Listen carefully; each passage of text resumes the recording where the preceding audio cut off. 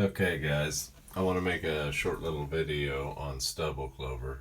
So this is my poor, get there so it's out of the shadow. We're swathing. This is my poor wheat field that was planted in late November, and the north part of that field, sorry for the sun glare on the windows.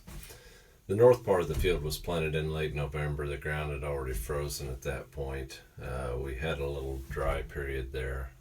It was beans, and we chopped the residue, to feed the cows in the drought last year. So we were late harvesting and late chopping the residue.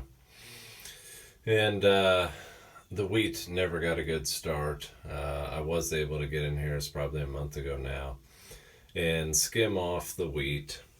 There was solid foxtail down underneath, and so I was having to run fast, and there is a a wet hole in this bottom, a low area in the bottom.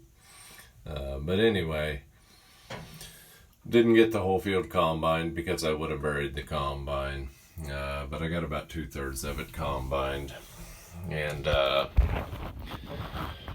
we're back now. I just got done doing the river channel that runs kind of perpendicular to me here.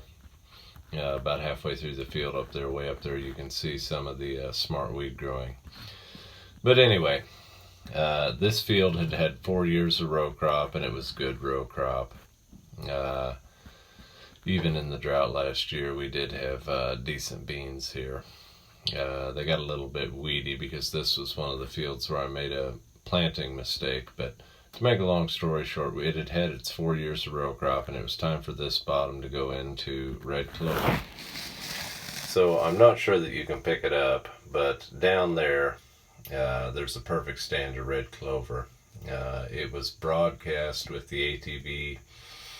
And you know what kind of spring we had. It was brutal wet. When I was broadcasting it, there were a couple places in this bottom where I cut ruts with the four-wheeler. It was that wet.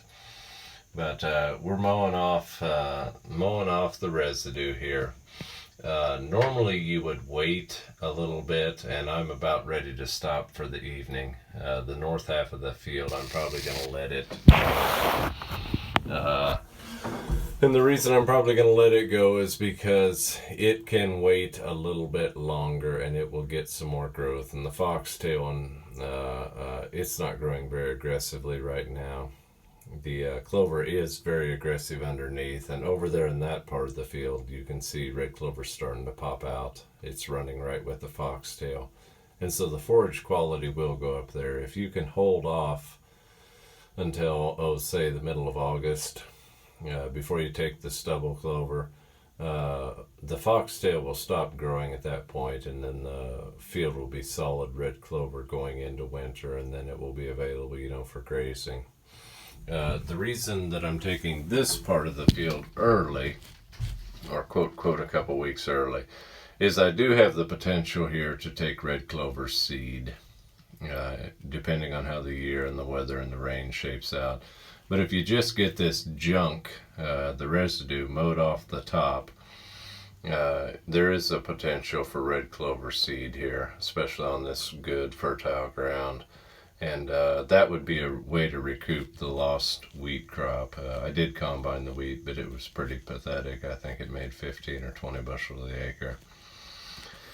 And it didn't have much test weight. This bottom was underwater all spring. It was pretty much a swamp all of May and June when the wheat was trying to fill out, and so the wheat was low quality.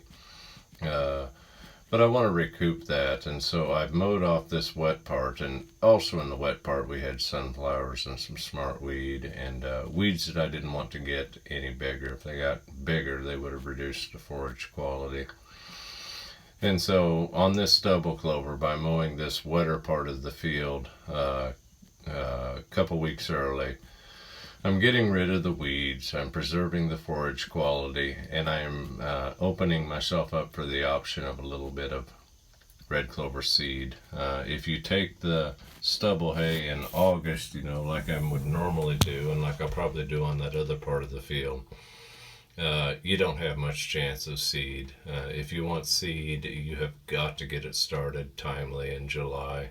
And even then, it's a very iffy proposition. Probably 1 out of 5 years will seed work. And so that's what we got going on. Made some nice stubble hay. This hay will be used as bedding. What the cows will do, they will pick through this. We will treat this kind of as bedding straw when we're feeding silage. And so when we're doing that, the cows will pick through it, and you won't put it in a ring necessarily, because you don't want to force the cows to eat it. You want to let them pick the clover and some of the, you know, foxtail out of the residue, and so it makes real good bedding hay, and you just free choice to the cows and let them tear the bales to pieces. So a look at a stubble clover field. This is probably the only stubble clover field I will show you guys until later in the fall. You know, we might do another view at all the different clover fields and what was done to them. But suffice it to say, 2 fields we mowed off, you know, like this right after harvest. The rest of the fields we have just turned the cows out on after harvesting the wheat. And, you know, the cows will be on there for a couple weeks, and then I'll pull them off and disc mow those fields, not for forage, just disc mow them and let them lay flat. So that's what's going on in the clover fields this year, guys. Thanks.